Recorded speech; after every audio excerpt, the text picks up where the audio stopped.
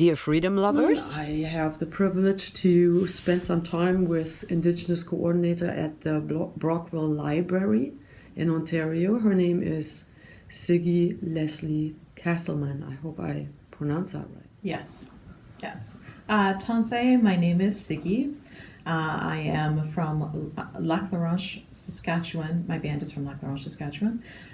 Treaty 6, and I'm with Cree, and I have been living in Ontario for the majority of my life along the St. Lawrence.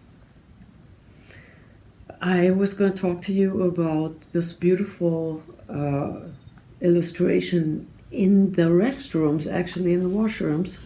Firstly, we were looking on ways to indigenize the library space. So I'm not sure if you've heard of the term indigenize before, but more or less that is to bring aspects of our indigeneity into a space that doesn't usually have that available. Because we wanted to make it so that Indigenous community members would be able to see representation of themselves in a non-Indigenous space. Being that Brockville doesn't have much of an openly identified Indigenous community, we wanted to make that space very safe for others as well. So part of the language use in the washrooms, and we do use multiple languages, but the focus was on the Haudenosaunee and the Anishinaabe, because that is the inhabitants of the land in this particular area. Myself, as I had mentioned before, I am Cree. So I wanted to incorporate Cree language on there as well, so that I could have my representation and other Crees who may be in the area, but also knowing that we get in a lot of flow off of the 401 corridor. So we are going to have a lot of different nations that are coming into our very small city. So for example, there are a small Inuit community here as well that comes back, that goes north and comes back as well, sometimes for work or other reasons. So having those different languages represented is necessary for the feeling of safety, for Indigenous sovereignty, for bringing back languages, and for feeling like you're in a safe space. In Brockville, we are the last statistical data that we have, and it probably isn't accurate because of the fear of openly identifying could be part of that, and also some are in the transition of figuring out which nations they come from. So there's that process to it, but the last data that we received were about 4% of the population, give or take, in the area. So in this position, I am also a registered nurse. I do work in mental health psych nursing within the community as well. So I do connect with other agencies within the community, and I am hearing from within those agencies that there is a need for Indigenous supports and services in our area. And that need seems to be increasing for some. So because of those reasons, that tells me that maybe the population number may be changing. I travel a lot. I do travel globally, and I do see that, especially in some European countries, there is the ability to move things progressively forward. So that is much appreciated, and we can definitely learn from some European countries on how we can better manage and sustain ourselves within this country as well, I believe, with the support of an Indigenous perspective. So what you were kind of getting into as well was there is a Western concept of how to do things here, but there is also an Indigenous way of doing things here. So what you can do to incorporate both of those, I'm not sure if you've ever heard of the concept two-eyed seeing, but two-eyed seeing allows you to see your best knowledge, information from the Western perspective, the best knowledge and information from the Indigenous perspective, and to make sure that you're able to use those together without overlapping them, without losing the concept of either, but using them together. That is the concept of two-eyed seeing. And really in my role here at the library currently, which only goes until the end of the year thus far, because I'm contracted through a grant fund, but for now, my role has been to be a bridge. So I do see myself as a bridge between Western concepts, Western ways of thinking, and Indigenous ways of being, knowing, and understanding. And with looking at different solutions, and that how there can be barriers maybe with government structures and with societal structures within this country. I do understand that.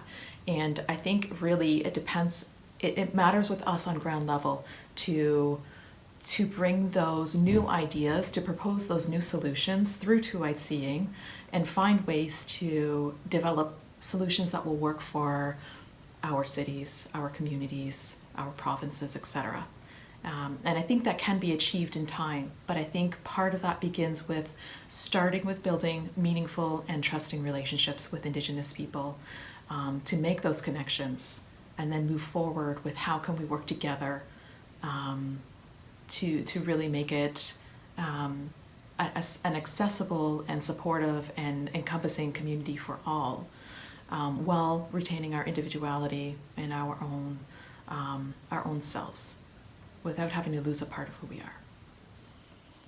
From what I understand, I haven't received it directly, but from what I understand, it is appreciated, and other community members are becoming interested in seeing the space being indigenized, and to seeing those signs that are in the bathroom with the languages. So it's inspiring to many. I did hear some negative feedback, even just a small percent, but that is part of it.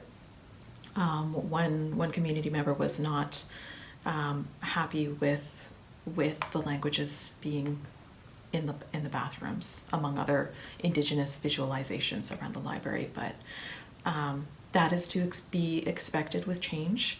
There will be some resistance with new ideas and new concepts that people aren't generally aware of or haven't been raised with. So that is just all part of it, and that is okay. To your knowledge, was that an individual who identified within that group or not? To my knowledge, the individual was a community member who has been here for quite some time, not non-Indigenous community member. But again, like I said, that's only a small portion of it. The majority of my role here has been positive and supportive, and people are generally interested in change and trying to learn and make those changes, especially when it comes to the calls to action for truth and reconciliation. So definitely it's been more positive than negative, but it's all part of change. So because, as I said, I'm Cree, and this is my territory would be Saskatchewan, I had to research what the territory was here. So this area is covered by the Crawford Purchase Treaty. Now there is some debate on that treaty, so I won't get into it too much, but to my knowledge and my research, the treaty is unceded territory within this area. And as I stated, the initial inhabitants were Anishinaabe and Haudenosaunee in descent. And so because of those groups, I wanted to focus on languages. As you'll see out in the library as well, we have the 7 grandfather teachings, and we have the 2 different groups for languages listed on those teachings as well, because this is their this is their territory. This is their area where they originally were from. Do you speak all those languages? No, I do not. No. The thing with Indigenous language, and I'm not sure if you're aware of that or not, but there is that struggle to upkeep language. And really it's a part of Indigenous sovereignty and bringing ourselves back to ourselves and our culture and who we are. And the language is quite frankly being lost, and I have tried to teach myself languages as well. So Woodland Cree is to me, very, very complicated. And because I'm not around my own elders or my own community, it's very challenging to try to learn the language. However, the Brockville Library has been supportive with language as part of my role here as well. And we do have a section within the library that has different books available for learning Indigenous languages. So there's some on Cree, there's some on, I believe, Ojibwe. There's a couple different mixes in there for languages. So if I'm in this role longer going forward, language is definitely something I can focus on, and maybe bring in some original speakers and really get into the depths of regaining Indigenous language and sovereignty through language. Did you enjoy visiting certain websites for your own research? Yeah, always. So a little bit of background again on my perspective. So I was born in Flin Flon, Manitoba. My father is non-Indigenous. So he, for whatever reason, my family had brought me to Ontario away from my Indigenous family. So I was disconnected from my culture, my mother, my siblings, and my roots. For I don't have the answers to why that had occurred. So I was disconnected. And then many years trying to figure out who I am in a community where I didn't see any Indigenous representation. So it took me a long time to get to this point. And then I went through to become a registered nurse. And nursing, the degree took a long time of my life, and the focus was strictly on Western perspectives of healing and medicine. So I didn't have the time and the mentality to try to reconnect with my roots. So through this role, I was able to again pick up the passion to reconnect and to try to learn more language and to connect with some elders in the area. And so it's been quite the process in doing so. But definitely I do love that there's lots of information on the internet. There are lots of different websites that are supportive. There are lots of different books that are helpful. So just trying to pick up the pieces from all of these different places, again, in terms of my own identity, and to try to make space for others to have their own identity represented as well. The National Day for Truth and Reconciliation will be held in Hardy Park and Centennial Park on September 30th. It's a Monday. We will have 4 speakers and or artists available. We'll have them in separate tents for the day. And that way participants can go to the different tents and see different crafts. They can engage in different crafts that they like. So one of them is making quill earrings, porcupine quill earrings. And there's a bunch of vendors that will be available. So we'll have a lot of Indigenous artwork and crafts available. We also have a lot of information booths for the day. So as I said, being a nurse, I collaborate with a lot of agencies. So I will have there will be a lot of different community agencies like Big Brothers and Big Sisters will be present. Mental health support is going to be a booth. There's family and child services. And just so many more that will be present, including the Royal Ottawa, my other employer as well. So there will be a lot of different information booths around as well. In addition to that, we have a fire keeper that is going to be present at the event. So there will be a sacred fire going all day, where community members, Indigenous or not, are able to bring some tobacco and put into the sacred fire. We will have some drumming available, and really it is a day for Indigenous people. It's not, we do have some other educational pieces, but really it's for Indigenous people to come together, to grieve together, to heal together, to connect with each other on this day as a reminder of why we are where we are, and of all of the children that were lost unfortunately through residential schools, and the impact of the traumas on the families. And really healing is a big part of that. But for this year, our focus was on building bridges so that we can get supports and give support within community for all community members on different topics going forward. But for this day specifically, it is for Indigenous people. Can you compare it to the previous year? So I will let you know, as an Indigenous person and as a nurse, often those two things can be conflicting. So, for example, it is not federally or provincially mandated at this time. Actually, it is federally, but not provincially mandated at this time for people to have that day off. So certain provinces are already putting it through, and there are some agencies even within the small town of Brockville that are allowing their employees to have the day off to reflect on the day. But myself as a nurse, I was not guaranteed those days off. So for the last 3 years or so, I have been working as a nurse on that day. I haven't had that day off. So I cannot compare it because I was not present for those events. So being that I'm in this role with the library, and it is the library that is collaborating with the Indigenous committee members for this day, I stepped into the role to be the coordinator of the event for this year.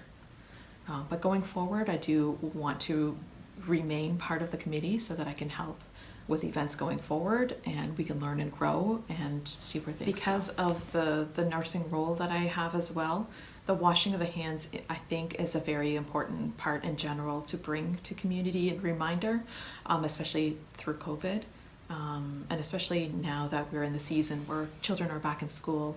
And so that nursing perspective really does lend to the focus as to why we did the hand washing in the bathrooms. So that was, and it was one really effective way to get out the idea that there are other languages and other cultures, and that there is an Indigenous population here, just simply by having a visual representation of that in the washrooms of all the places. You would never consider that. But I do know that Indigenous people sometimes can be there is the undertones that Indigenous people can be seen as dirty, or these are things that go back from a long time. But with the connection with water and with the connection with land and culture, those were inaccurate stigmas. So to show this hand washing visual is also a way of kind of just saying, you know, this is kind of I don't even know how to explain it. It's just a visual to say, hey, hand washing is important, language is important, we are here. That is why we're showing this visual. For the National Day for Truth and Reconciliation, we do have that posted on the Brockville Public Library website. So it is available there. And also there are posters that are scattered out throughout the town as well. Also, we have a social media page on Facebook, Brockville Public Library. You can find us there as well. It's a good thing. Either way, though, we are pretty easy to find when you Google us. Yeah.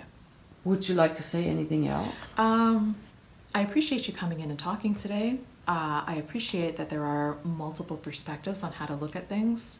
I appreciate that you are looking for solutions to be sustainable and to understand and learn from Indigenous people and knowledge.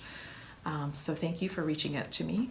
And I just hope that going forward we can continue to bring solutions forward, maybe try doing some different things, different approaches to help communities as a whole.